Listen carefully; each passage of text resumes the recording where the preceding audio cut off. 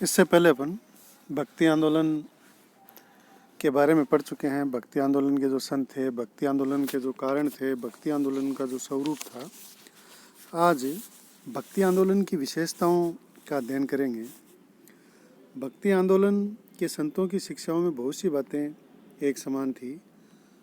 उनकी वाणी की विशेषताएं भी समान रही हैं और मुख्य विशेषताएं इस प्रकार से हैं। पहली जो विशेषता है वो है सामाजिक समानता पर जोर देना। भक्ति आंदोलन के जितने भी संत थे उन्होंने सामाजिक समानता पर जोर दिया।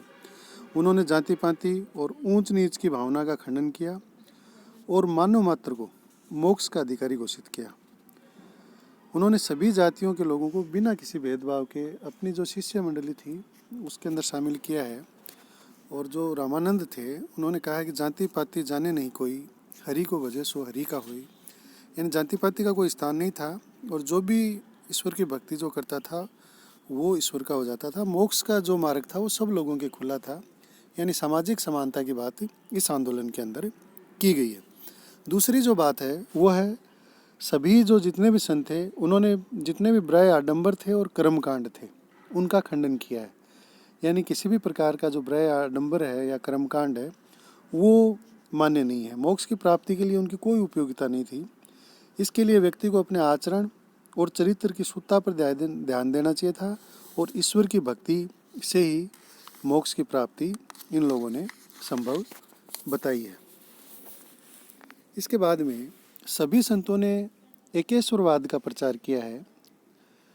चाहे उन्होंने राम की भक्ति की हो, चाहे उन्होंने कृष्ण की भक्ति की हो, लेकिन उन सब की एक ही ईश्वर में आस्था रखने वाले थे।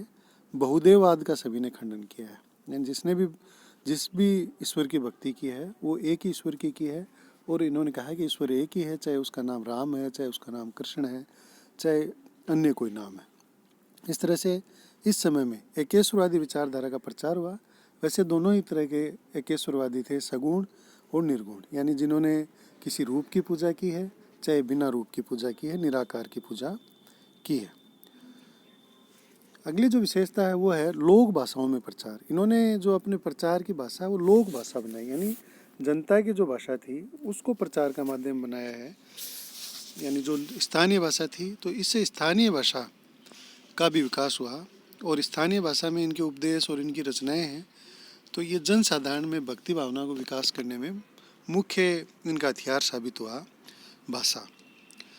भक्ति आंदोलन के अधिकांश संतों ने निर्वर्ती मार्ग का विरोध किया है। यानी इनके अनुसार भक्ति के लिए घर गृहस्थी छोड़ना जरूरी नहीं है, यानी सन्यासी होना कोई आवश्यक नहीं है। व्यक्ति अपने सांसारिक कर्तव्यों को पूरा करते हुए भी भक्ति कर सकता है, ईश्वर की भक्ति कर सकता है और उसे मोक्ष की प्राप्ति हो सकता है। यानी निर्वर्ती मार्ग का इन्होंने विरोध किया है। इसके अलावा जितने भी भक्ति आंदोलन के संत हुए हैं इन्होंने हिंदू और मुसलमानों के बीच में जो भेद था, जो खाई थी, उसको दूर करने का प्रयास किया है और दोनों जातियों को एक दूसरे के समीप लाने का कार्य किया है। यानी जो सद्भावना का कार्य है वो इन संतों के द्वारा किया गया है। इन्होंने आपसी सद्भाव तथा प्रेम को स्थापित करने के लिए कार्य किए। इस आंदोलन की सबसे मुख्य विशेषता ये थी कि इस आंदोलन को कोई भी राज्य आश्रय प्राप्त नहीं था, यानी किसी राज्य का आश्रय प्राप्त नहीं था। बिना किसी राज्य के आश्रय के ये एक जनवादी आंदोलन था और सामान्य जनता ने इसको पूरा सहयोग दिया और इसके सभी लोगों के लिए इसके द्वार खुले थे। यानी इसमें किसी के लिए ये नहीं था कि ये लोग इसमें शामिल नहीं हो सकते। इस प्रकार से इसकी जो विशेषताएं मुख्यतः वो सामाजिक एकता, आडंबर, कर्मकांड का विरोध, एकेश्वरवादी विचारधारा, लोक भाषाओं का प्रचार, निवर्ती मार्ग का विरोध, हिंदू मुसलमानों के अंदर जो खाई थी उसको दूर करना और एक जनवादी आंदोलन था जिसमें सभी लोग बिना किसी भेदभाव के शामिल हो सकते थे। ये इसकी मुख्य विशेषताएं थी। अब भक्ति आंदोलन का महत्व क्या था और उसका प्रभाव क्या रहा। तो भक्ति आंदोलन के महत्व की जहाँ तक बात है, भक्ति आंदोलन ने संपूर्ण भारत को प्रभावित किया और इसका जो प्रभाव है वो कई सदियों तक कायम रहा। बौद्ध धर्म के पतन के पश्चात भक्ति आंदोलन जैसा देशव्यापी जन आंदोलन हमारे देश में दूसरा नहीं हुआ और डॉक्टर A.L. श्रीवास्तव ने लिखा कि ये जन आंदोलन था। इसने लोगों को गहरे रूप से प्रभावित किया और इसकी जो सबसे बड़ी देन है वो सार्वभौम मानवता के आधार पर लोक धर्म और संस्कृति के समस्त सूत्रों को इकट्ठा करना। यानी जाति पाति वर्ग भेद सब मिटाकर सभी मनुष्यों को ये माना गया कि सभी मनुष्य एक समान हैं और उनमें कोई फर्क नहीं है। मानववाद के साथ उन्होंने व्यक्तिवाद को भी जोड़ दिया और उन्होंने कहा कि व्यक्ति और भगवान का सीधा संबंध है। गुरु से मार्गदर्शन लेके कोई भी व्यक्ति ईश्वर की प्राप्ति कर सकता है। इस प्रकार से एक तरह से धार्मिक पुनर्जागरण और सुधारवादी आंदोलन भी था, जिसमें सभी संतों ने बहुदेववाद, ब्रह्म आडंबर, धार्मिक पाखंड, कर्मकांड, जाति पाति, ऊंच नीच की भावना, पुरोहित वर्ग की प्रमुखता, इन सब का इन लोगों ने विरोध किया। भक्ति आंदोलन ने हिंदू और मुसलमानों में आपसी एकता, सद्भावना और मैत्री को विकसित करने में महत्वपूर्ण भूमिका अदा की। कबीर, नानक, दादू तथा सूफी संतों ने अपने उपदेशों और सिद्धांतों से दोनों संप्रदायों के बीच में पार्श्विक विद्वेष और जो मनोमालिन्य था उसको दूर करने का प्रयास किया है। इसके अलावा जो हिंदू धर्म इस्लाम के आगमन के बाद में एक निराशा, उदासीनता और ग्लानि में डूबा था, उससे उबारने का कार्य भी इसने किया है। नैतिक जागृति की बात भी इसमें हुई है, यानी नैतिक जागृति के बीज भी इसने बोए हैं। आधुनिक समय में भक्ति आंदोलन के महत्व का पुनः मूल्यांकन करने का प्रयास किया गया है और ये दो उद्देश्य इसके माने गए मुख्य। एक तो हिंदू धर्म एवं समाज में सुधार लाना, दूसरा हिंदू मुस्लिम एकता को कायम करना। अपने प्रथम उद्देश्य की पूर्ति में इस आंदोलन को आंशिक सफलता मिल पाई, परंतु ये सफलता न तो स्थायी थी और न देशव्यापी, यानी ये भी जगह जगह अलग अलग तरीके से इस आंदोलन को चलाया गया। इसलिए पूरे देश में नहीं, लेकिन ये लगभग देश के अंदर प्रचारित था।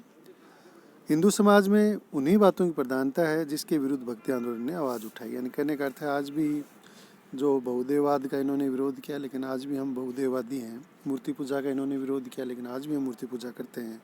धार्मिक आडंबरों की इन्होंने खिलाफत की, लेकिन आज भी धार्मिक आडंबर हैं। इन्होंने दूसरी जो बात कही वो भी दोनों जो धर्म थे हिंदू और मुस्लिम, उसमें एकता करने का प्रयास किया, लेकिन उसमें भी ये सफल नहीं हुए, क्योंकि दोनों ही धर्मों के मानने वाले लोग इतने वो अपने अपने धर्म के प्रति पक्के थे कि उनमें भी एकता ये नहीं कर पाए। लेकिन फिर भी इनका प्रयास सराहनीय था और इन्होंने उस समय का जो समाज था उसके अंदर चेतना जागृति का कार्य किया और उसमें जो ग्लानि, निराशा के भाव था उसे उभारने का कार्य किया और कुछ हद तक इन्होंने आडंबरों को दूर करने का कार्य भी किया।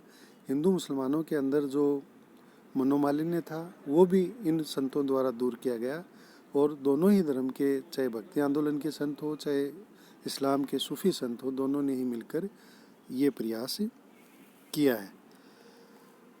अतः ये स्पष्ट हो जाता है कि भक्ति आंदोलन के संतों पर इस्लाम का कोई विशेष प्रभाव नहीं था। निम्न जातियों के प्रति उनकी दयालुता एवं उदारता का कारण इस्लाम का प्रभाव नहीं। इस्लाम के भारत आगमन के पूर्व भी कई योगी महात्माओं ने धर्म के बुराई, आडंबरों, कर्मकांडों, जाति पाति का खंडन किया है। उनकी परंपराओं से भक्ति आंदोलन के संतों ने प्रेरणा ली। तो इस तरह से जो भक्ति आंदोलन अपने प्राचीन काल में सिंधु सभ्यता से चला, वो मध्यकालीन भारत में जो इस्लाम का आगमन हुआ उस समय फिर से उसका पुनर्जागरण हुआ। बीच में वो एक बार धीमे पड़ चुका था। उसने समाज सुधार का प्रयास किया, धार्मिक सुधारों का कार्य किया, हिंदू और मुसलमानों में जो वैमनस्य था उसको दूर करने का प्रयास किया और जो निम्न जाति के लोग थे, जो जिनकी स्थिति समाज में अच्छी थी, उनकी स्थिति को सुधारने में इनका प्रयास अच्छा रहा और अब भी ये लगातार जारी है। धन्यवाद।